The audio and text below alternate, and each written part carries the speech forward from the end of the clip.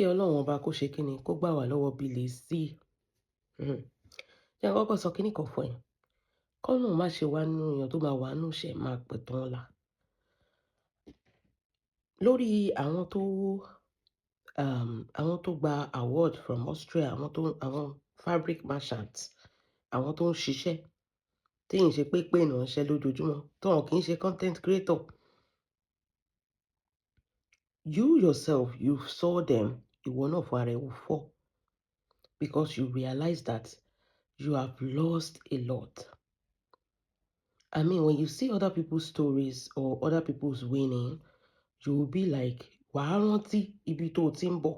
At least thank God that you can remember. O ní amnesia, o gbàgbé. Á jẹ́ kó rántí ibi tó ti ń bọ̀. Á jẹ́ kó rántí ibi tó dé nínú ayé. When we saw those ladies climb up to the stage, collecting their awards, being recognized, ó buyì kún wọn. Even you yourself, tí o bá ṣe pé ibi tó bá yára ẹ dé, you are supposed to be up on stage with them. But that's aside. Oníkálukú, ibi tó bá yára ẹ dé, ó máa kú àtiwọ́ ẹnìkan. But you bringing out old certificates, useless certificates, 2026 certificate pé ìgbà báyìí 2026 to 2006 to 2026. Look at the difference. How many years nìyẹn? Lizozo. Wọ́n sọ̀rọ̀ present, ìwọ ń sọ̀rọ̀ past tense. Every year náà fáwọn èèyàn láwọ́ọ̀dù yẹn. Wọn ò pè é rí. Gbogbo ìwọ ló kọ́kọ́ ṣe. Bẹ́ẹ̀ ni, eégún ẹ̀ ti kọ́kọ́ jó, ìran ló wá ń wò gbẹ̀yìn. Ṣé ìwọ tó kọ́kọ́ ṣe wọ́n sọ pé kó má continue ni? Jẹ́ fún ẹ example kan. Wo King Ayinde Wasiu Marshal. Ó ti tó how many years tá ti mọ̀ wọ́n? And he's still reigning as the king of Fuji up till today. Àwọn nǹkan tó ń pè ní ògo nìyẹn. Ògo tí ò ṣe rẹ̀ dànù. Ògo tiẹ̀ ó ní time frame. Ògo burúkú lògo tiẹ̀. Ó ní time frame. Tó jẹ́ pé 2026 ló parí sí. Nísìnyí, ó wá ń explain. Ọlọ́run, má má jẹ́ kí ìwà náà ṣe kí n máa pẹ̀tàn ọ̀la. Nísìnyí, ó wá ń explain fún wa pé o ti gbà rí, o ti ṣe rí. We don't want to hear that. Are you still there? Àbí ológo àtijọ́ ni ẹ́? Gbogbo nǹkan ex-fabric merchant, ex-Nollywood actress, ex-celebrity, ex-kìnìkan, ex-kìnìkan. Ṣé o ti ṣe rí? Ṣé o ti dìde rí? Ṣé o ṣì ń dìde? Ṣáyé ṣì ń gbọ́ ẹ? Àwọn ẹgbẹ́ ẹ̀ tó fi ilẹ̀ sínú Nollywood, they are topping the charts now when it comes to political, business, even inside the Nollywood itself. Influence, everything.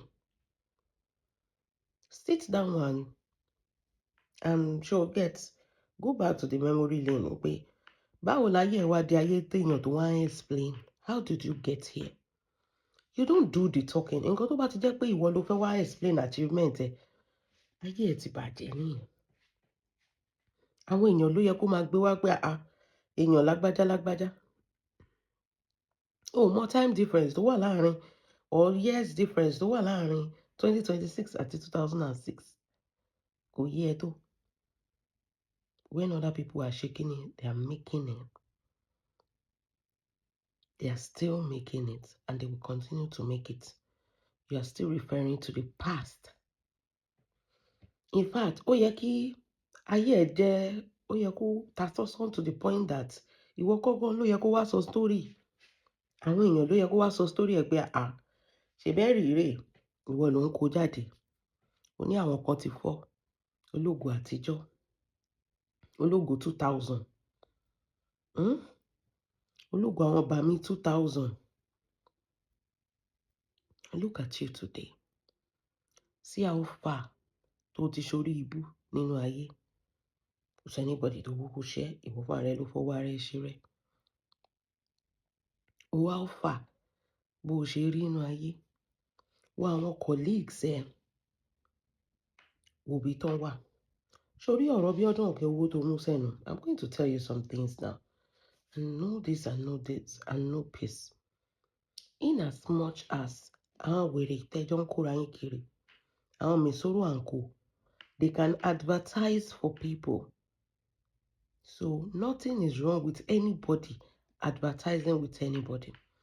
Tó bá wo straight from the hell, wàá rí pé everyday ló ń gbé advert síbẹ̀. Everyday dẹ̀ náà dẹ̀ ń bú Dorcas tó ń ṣépè fọ́tẹ̀ tó ń ṣépè fún Múyèwé. Wọ́n dẹ̀ ń advertise. Àbí ṣé wọ́n advertise? Okay. Adébímpé náà, alátẹnujẹ, àgbàyà alátẹnujẹ, ó máa ń bá ẹ advertise náà. Bẹ́ẹ̀ ni. Ọ̀dọ̀ Lizzy ní kẹtìlẹ̀ wò ó, Florida Estate, ó ní kinní kan estate o. So ó ń bá ẹ advertise bó dẹ̀ ṣe ń ṣépè fọmọ tó ń ba ayé àwọn èèyàn jẹ́ tó. So what is now stopping people? Tó bá yẹ pé ìwọ àtàwọn ẹ̀mẹ̀wá ẹ̀ ń ṣe free advert.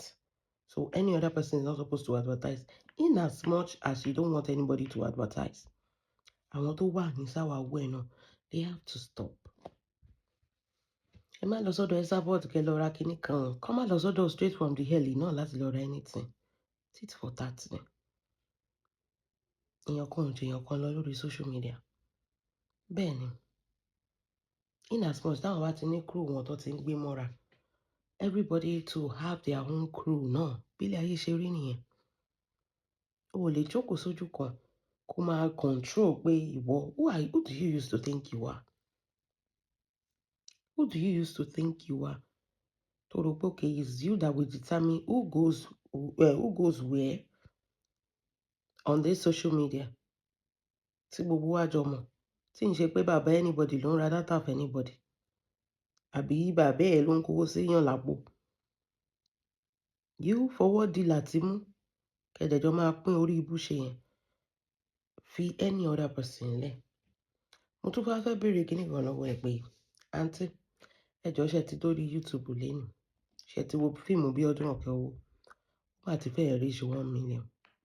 Thank you for the free advert. O ṣé for free advert.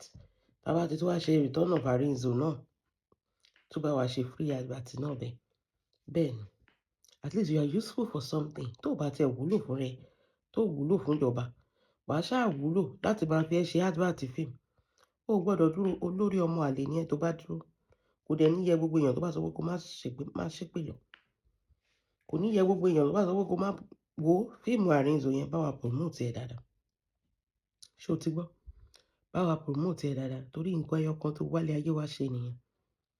You are just filled with bitterness, hatred, just because you see other people winning and you are not. And instead of kó tiẹ̀ ṣọmọ, kó tiẹ̀ ṣètara jẹ́ pé ọmọ báwo ló ṣe ṣe, ó yá kọ́ mi. Ìyàbọ̀ báwo ló ṣe jẹ́, ìlara ló ń bẹ̀ ẹ́ jà, ìlara ló gbé sórí pé I'm never going to go and submit under anybody. Sometimes o mọ̀ pé ilé ayé máa ń yí. These are the people tó jẹ́ pé when you were winning, they were submissive under you. They were all there to support you when you were winning. So why is it so hard for when they were winning? It's hard for you to clap for them. O mọ̀ pé èèyàn máa ń fara èèyàn lọ́wọ́ sókè ni, but instead you are looking for ways to pull them down. Ọlọ́run ò dẹ̀ fún ẹ ṣe, ó dẹ̀ ń bára ẹ jà, ń bára ẹ bínú lójoojúmọ́. Pẹ̀lú bó ṣe sá tó, kò mà sóògùn tó ti ṣe, kò mà síṣẹ́ tó ti sá, kò mà sílé aláwo tó ti sàdé. Ọlọ́run ọba ṣe kíni? Ó ń jẹ́rìí ara ẹ̀ lórí ọ̀rọ̀ Ìyábọ̀ Òjó. Ó ń ṣe kíni? Ó ń jẹ́rìí ara ẹ̀ lórí ọ̀rọ̀ Ìyábọ̀ Òjó. Ó ń jẹ́rìí ara ẹ̀ lórí ọmọ Ìyábọ̀ Òjó. Àti yẹn náà máa yàn, ó yan ọkọ gidi, ọkọ alálùbáríkà, ológo àgbáyé, ògbọ̀kọ ọlọ́kọ. Ìwọ́dẹ̀rẹ̀ jágba ní. Ẹ máa jí ṣáàtì, ẹ máa jí ọkọ, ẹ jí aṣọ, ẹ jalè nínú ìdúmọ̀tà, gbogbo ẹ̀ jíjí ni. Jíjí ni. Jagunmẹ̀. Now turn yourself into object of ridicule láàrin àwọn èèyàn. Wọ́n á gbé sátífíkẹ́ẹ̀tì sọnù, sátífíkẹ́ẹ̀tì tó jẹ́ pé kò sí nǹkan kan bẹ́ẹ̀ mọ́. Wọ́n á gbé wá káwa máa kà ká máa kà pé àbí nígbà tó tún wá sọ pé 2006 jàre ló ti gba awọ́ọ̀dì last àtẹ̀mọ́ how true ló kí ni ká wá ṣe sí ṣé 2026 ló ṣe wáyé báwo ló ṣe máa ń lójú tó kí n tì náà ìwọ tó yẹ kó káwọ́ lérí kó máa jẹsẹ̀ mọ́lẹ̀ ó gbé àwọ́ọ̀dì 2006 wá ní 2026 Lizozo inú ẹ̀ dẹ̀ ń dùn jọ gbogbo yíẹ̀sì tó gorí ẹ̀yàn kan kí ló ṣẹlẹ̀ ó fi ṣorí ibú is that not what you are trying to tell us? ṣòmọ̀ ó tiẹ̀ kì í understand wípé ṣòmọ̀ ó ti dògo àtijọ́ ó tún jẹ́ ká mọ̀ pé ológo throwback ni ẹ́ o láyé ọjọ́ ológo láyé ọjọ́ ìwọ ló tún jẹ́ ká mọ̀ àwọn èèyàn tí ò mọ̀ ọ́ sí báyìí wọ́n gbé nígbà yẹn ni ìgbà yẹn láyé dáa fún sìn kò sí nǹkan kan mọ́ ayé òye mọ́ sìn you let us know that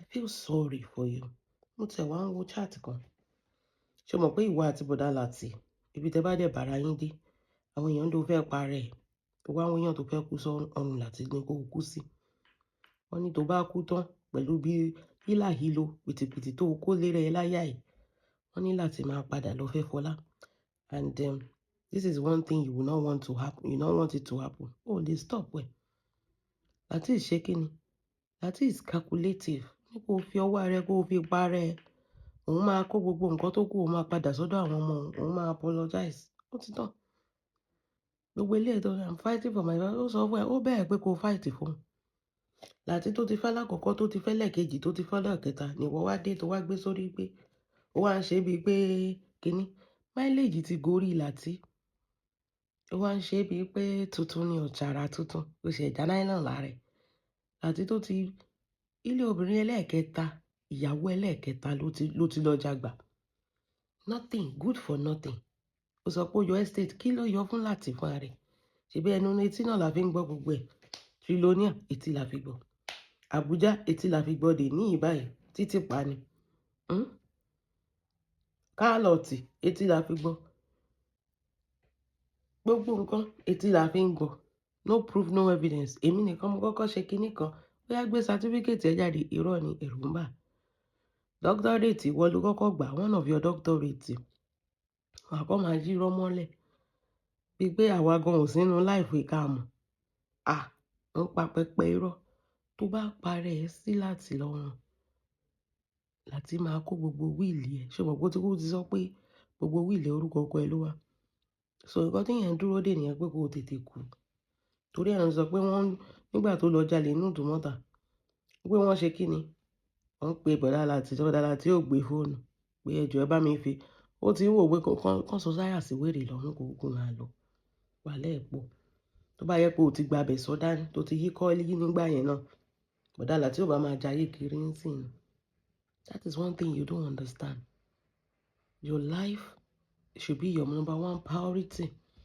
kì í ṣe pé kó máa jà kiri báyàn jà kiri àwọn tó ń bá jà tó ń ṣépè fún wọn ṣe rere nínú ayé sórí the new wristwatch tọkọ Priscilla àtúrà fún bọ̀dá láti dẹ́rì wọ́n ń bọ ni ó mu pàràgà kẹ má rí nílé for 3 days ó ti sú jígóló eléyìí kò mọ̀ pé what I order versus what I got gbé ẹrù témù ni lòun máa jígóló nǹkan tí ò fi dá kọ́kùnrin náà máa bọ́ from flower to flower náà ni kò mọ̀ pé ẹrù témù ẹ bá ń gbọ́ pé igi burúkú igi wọ́rọ́kọ́ tó ń dáná náà rú ni láti máa já mọ́ lọ́wọ́ ó ti sú ẹ̀mí ẹ̀ ti fẹ́ bọ́ kò yé kò mọ̀ nǹkan tó fẹ́ ṣe mọ́ ó ti sú bọ̀bọ̀ yẹn dénú ilé ìyàwó ẹ̀ máa rojọ́ ni no time for you no time for the family ó sọ pé bí ọdún ọ̀kẹ́ owó ló tún ń ṣe òun sìn ìṣe ìyàbọ̀ mọ̀ bí ọdún ló tún ń ṣe ń sìn no be ìyàbọ̀ again na bí ọdún dey do you ṣé yẹn ráyè tiẹ̀ ni olóòjà fún ṣó bẹ́ẹ̀ kó wá jà fún un ṣebí torí pé ó fẹ́ gan fight ló fi ń kó gbogbo wọn mọ́ra kán lè bẹ̀rẹ̀ ìjà bá tó ẹ̀ ó sọ pé àwọn ò jà ìwọ ò sínú Nollywood bí ọdún ṣì wà nínú Nollywood ọmọlọ́mọ ṣì níbi tó ń lọ wọ́n ti cancel you are a forgotten actress wọn ti ẹ̀ mọ̀ bí ó hà tèrè àti ẹ̀ lè rí fíìmù ẹ̀kọ́ kankan lórí YouTube lẹ́nìwé wọ́n ti cancel ẹ̀ dànù so bí ọdún ló tún mú sẹ́nu ń sìn pé òun ló tún ṣe é. Ọlọ́run á fún ẹ lálàáfíà o, Lizuzu. But then sọ kíní kan, you cannot stop people from going to wherever they want to go to. Me tell me, who do you think you are? That you think that we need to be ọdún bá lọ Naija, ó ní wọ́n máa arrest ẹ̀. Kí bàbá ńlá bá bẹ́ẹ̀ wá arrest ẹ̀. Pé tó bá béèrè lọ́wọ́ ẹ̀ pé òun ní Gistlover, pé torí pé ó ti sanwó fún Gistlover rí, ó ti advertise lọ́dọ̀, ṣé ìwọ ò sanwó fún Gistlover náà? Ó yẹ kọ́kọ́ gbé ìwọ náà ni. Bẹ́ẹ̀ ni, ó yẹ kọ́kọ́ gbé ìwọ náà ni. Kí ló dé tó ń fún Gistlover lówó? Ṣèbí you used to say it that you know Gistlover. Wàá sọ̀rọ̀ wàá gbàgbé, ìwọ náà ló máa ṣu tó tún máa fẹnu kò. Ó máa sọ̀rọ̀, ó máa tún gbàgbé. Ṣèbí ìwọ ló ń sọ wípé o mọ èèyàn tó wà lọ́ndà Gistlover. The person is a very smart person. The person is ṣe kinní kan. Iye o mọ ẹni yẹn, o ti fún lówó rí. Ìwọ ló yẹ kọ́kọ́ question náà, kí ló kan bí ọdún? Ó máa wá Naija, kò sí nǹkan tí bàbá ńlá kù bá bẹ́ẹ̀ bẹ́ẹ̀ ṣe. Tó bá ti yẹ wàá gbọ̀nà ìlú ẹ̀ lọ. Ìwọ ọmọ àlè játijàti, máa délùú onílùú ẹ máa bá bẹ̀ jẹ́. O lè lọ́lé. Ibi tó tún wà náà, àjò náà ò gbé ẹ. That's your life. Wọ́n á ń sá kiri. Àbújá ni kinní kan sìn. Ìgbà tó ti bẹ̀rẹ̀ sí ń polówó tíì l'Àbújá, láti mọ̀ pé wàhálà ń bọ̀. Tó polówó tíì Amik ní odidi ṣọ́ọ̀bù iyebíye. Wàhálà ń bọ̀. This is our tea. This is our tea. Ẹ̀rọ ṣe mu tíì ń tó. Ẹ̀dùn gbóná lè ra yín lórí tó. Kí ló wà padà sí fún yín? Ẹ tún padà sí kó náà ni. Ẹ tún lọ ń ṣàlẹ̀ jẹ. Ẹ pẹ̀lẹ́ má. Ẹ káàbọ̀. Ẹ kú orí ibú.